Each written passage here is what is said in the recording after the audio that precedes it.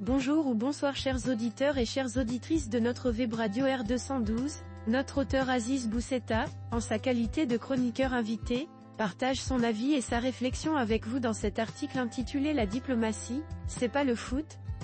Le voici en podcast pour vous. Aziz Bousseta ouvre son propos de la manière suivante. La victoire a 100 pères, mais la défaite est orpheline, on connaît la phrase de Kennedy, qui se vérifie depuis la nuit des temps, partout. Aujourd'hui, c'est la diplomatie marocaine, et son chef Nasser Bourita, qui illustre cette pensée.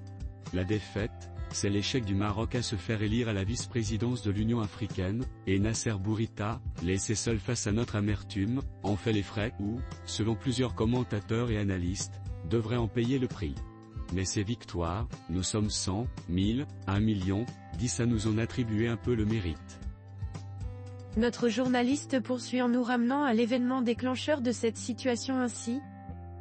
Que s'est-il passé à Addis Abeba la semaine dernière? La fameuse et sempiternelle guéguerre entre Algérie et Maroc. L'Algérie n'a pas accédé au Conseil Paix et Sécurité, CPS, Alger n'en parle pas et les Marocains exultent. Puis l'Algérie a battu le Maroc dans la course à la vice-présidence de l'Union africaine, Alger triomphe bruyamment et le Maroc ne pique pas mot. Ainsi va la rivalité musclée et virile, et un peu puérile aussi, entre les deux frères ennemis. Sitôt après la victoire de l'Algérienne, au Maroc des voix ont commencé à s'élever pour dénoncer cet échec, critiquer l'action de notre diplomatie, éreinter Nasser Bourita, et certains vont même jusqu'à réclamer sa démission. Mais les choses sont plus complexes et doivent être appréhendées avec recul et sérénité. Monsieur Bourita est-il responsable de l'échec du Maroc à remporter le fauteuil de vice-président de l'Union africaine? Oui. Est-il coupable de quelque chose? Assurément non. Aziz Bousseta explore ensuite les éléments qui ont pu contribuer à cet échec de cette manière.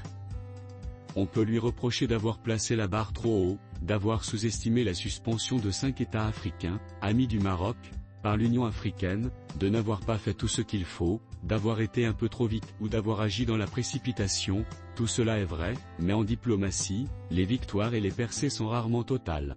Il faut donc mesurer les choses dans leur globalité, et dans leur globalité, le Maroc réussit son entrée à l'Union africaine, à travers les domaines de la sécurité. Le Maroc est vice-président d'Interpol pour l'Afrique, de l'influence, membre du CPS 2 fois depuis 2017, de la prise d'initiative, façade Afrique-Atlantique, Sahel, de la migration, et surtout de la coopération et du co-développement économique.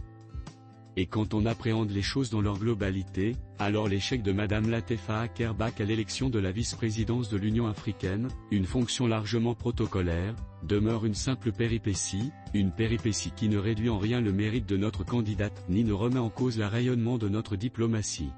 On peut également faire grief à Nasser Bourita de ne pas être partageur, de s'accaparer l'appareil diplomatique, d'en monopoliser l'information, dans le sens du blocage plus que du partage, de refuser de communiquer sur la diplomatie nationale, élargissant au possible le domaine du confidentiel, jusqu'y compris pour l'affaire du Sahara, pourtant présentée comme l'affaire de tous les Marocains. Or, tout n'est pas confidentiel. Toutefois, notre chroniqueur ne manque pas de pointer certaines critiques récurrentes faites à la diplomatie marocaine ainsi.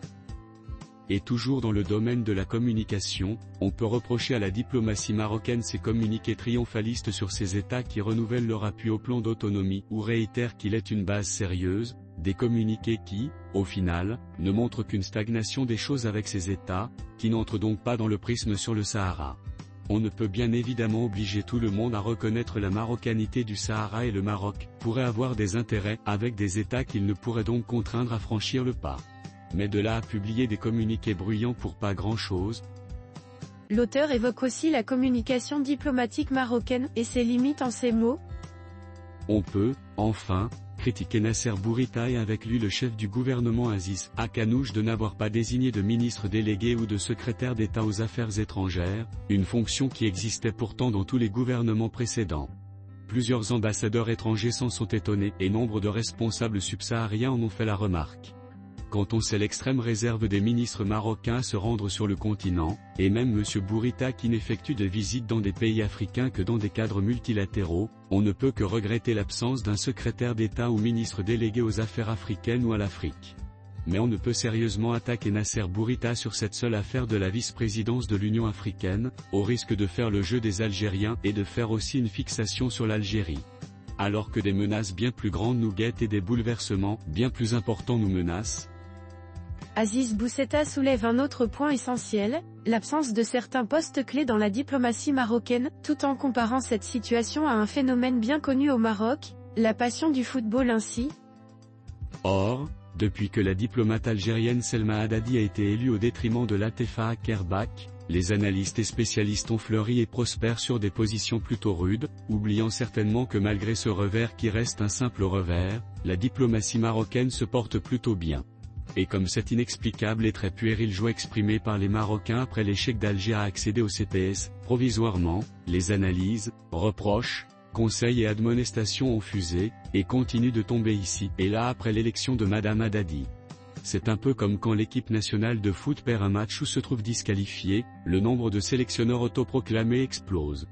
Que chacun donne une explication de ce qui s'est produit à Addis Abeba peut se comprendre, mais redéfinir la doctrine diplomatique marocaine ou demander la tête du ministre, comme on réclamerait celle d'un sélectionneur de foot, cela est excessif et déplacé. Il est vrai que Nasser Bourita est un responsable politique qui agit avec beaucoup d'autorité, parfois avec autoritarisme, créant un environnement professionnel fermé, suscitant même souvent une forme de peur, mais c'est le style Bourita, et ce style, c'est aussi la politique des consulats, la réputation de fermeté, la maîtrise des dossiers, le containment de l'Algérie, la stabilité et la continuité de la doctrine diplomatique, la mise en place d'un appareil diplomatique sûr et assuré, décomplexé et global. Enfin, Aziz Boussetta conclut son propos en ces termes. Pour cette affaire d'échec à l'élection à l'Union africaine, Nasser Bourita devrait quand même s'exprimer et apporter des explications. Si cette infortune de notre diplomatie devait servir à quelque chose, ce serait pour inciter Nasser Bourita à être un peu plus communicatif, en s'ouvrant sur la société de cesser de considérer la diplomatie comme sa chasse gardée, à impliquer et à tirer profit de la grosse légion d'anciens diplomates toujours actifs mais laissés en jachère, à multiplier ses voyages sur le continent ou à demander à s'adjoindre un secrétaire d'État ou un ministre délégué qui le ferait à sa place. Les éléments sont réunis pour former une véritable Dream Team diplomatique dont le Maroc a besoin pour répondre aux défis qui se présentent au Maroc, pour affronter l'Union européenne, pour confronter Alger, et pour tenir à distance les potentiels et menaces américaines avec le nouveau et très imprévisible président Donald Trump. Comparé à cela, l'échec à l'élection de la vice-présidence de l'Union africaine est un détail de l'histoire. Chers auditeurs de la web radio R212, merci d'avoir été à l'écoute de ce podcast. On se dit à très bientôt, si vous le voulez bien. Avec toute notre gratitude, l'équipe de R212.